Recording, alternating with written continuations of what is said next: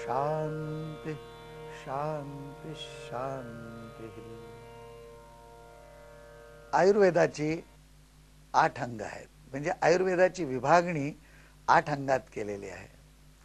त्यापैकी 4 अंगांचा आज आपण पाहू, उद्या 4 अंगांचा काय अभ्यास आहे ते पाहू आपण।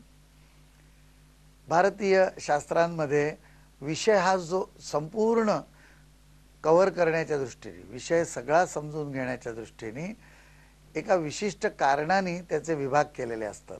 जसे योगाची 8 अंग आहेत, तशी आयुर्वेदाची 8 अंग आहेत। अष्टांग आयुर्वेद म्हणून आपण म्हणतो त्याला।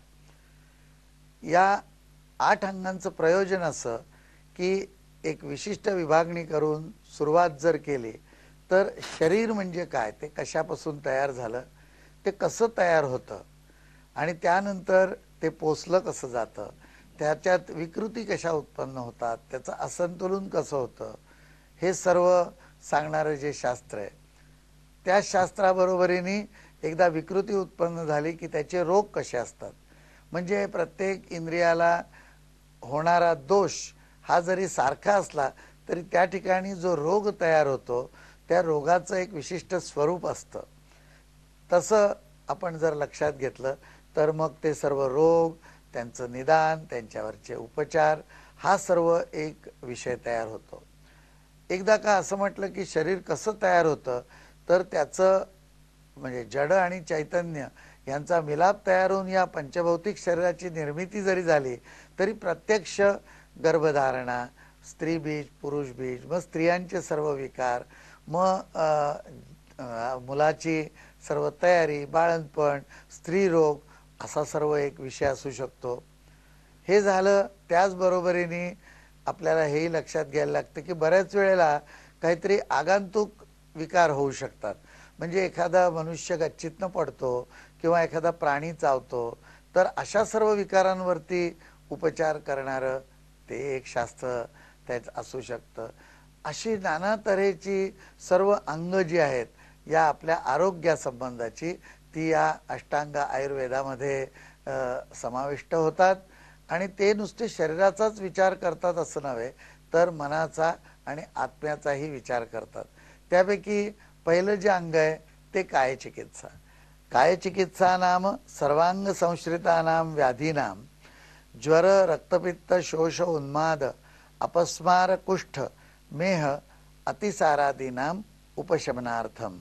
म्हणजे यामध्ये पॅथॉलॉजी येते, दिनचर्या येते, आहार येतो, औषध योजना येते, संशोधन येते। अशा प्रकारे या कायचिकित्सेमध्ये हे सर्व विषय अंतर्भूत केलेले असतात। आता दुसरं अंग काय ते आपण पाहू। तो दुसरं अंग जे आहे ते बालचिकित्सा, त्यालाच कौमारभृत्य तंत्र असं म्हणतात।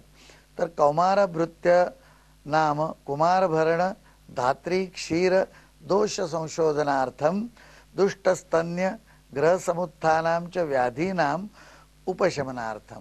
म्हणजे यामध्ये स्त्री रोग, बालरोग, मग स्त्रियांचं बाळंतपण किंवा त्या बाळंतपणाला अनुषंगाने असणारं त्यांचं स्तन्य कमी जास्त होणं किंवा अशा दृष्टीने सुद्धा यामध्ये सर्व अभ्यास आपल्याला करता येतो। तिसरं जे आहे त्याचं नाव आहे ग्रहचिकित्सा। भूतविद्या नाम देवासुर गंधर्व यक्ष रक्ष पितृपिशाच नागग्रहादि उपसृष्ट चेतसाम शांतिकर्म बलिहरणार्थी ग्रह उपशमनार्थम। तर यामध्ये काय की जे विकार मानसिक आहेत किंवा जे मनामुळे उत्पन्न झाले, बऱ्याच वेळा आपण असं म्हणतो की रक्तदाब वाढलाय तर त्यासाठी कुठल्याही तऱ्हेचं कारण आपल्या किडनीमध्ये, हार्टमध्ये दिसत नाही, परंतु हल्ली मानसिक ताण वाढल्यामुळे झालेला आहे। तर हा जो मानसिक ताण आहे तो अनाकलनीय असतो, केव्हा तयार होतो कळत नाही।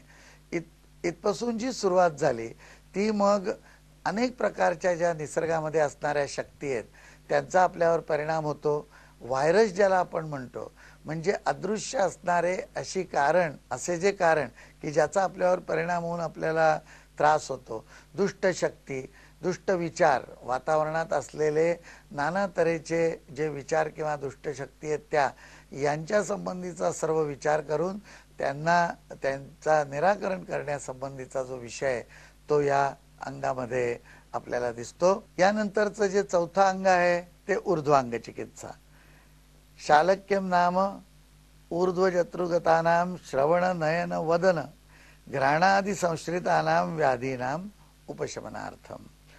म्हणजे खांद्याच्या वर असलेले नाक कान डोळे ज्याला आपण म्हणतो ते सर्व जे विकार आहेत ते सर्व विकार, त्यांची माहिती, त्यांची चिकित्सा ती या चौथ्या विभागामध्ये दिलेली आहे.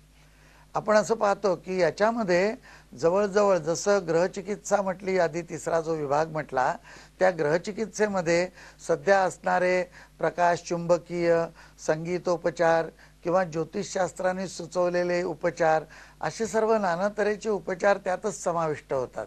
तर ही 4 अंग जर पाहिली तर आपल्याला सध्या आरोग्यशास्त्रासाठी असणारं जे आधुनिक विज्ञान आहे त्यांच्यातल्या बहुतेक सर्व उपचार पद्धती आणि डायग्नोस्टिक ज्याला आपण म्हणू म्हणजे निदान पद्धती त्या सर्व यामध्ये समाविष्ट केलेल्या दिसतील.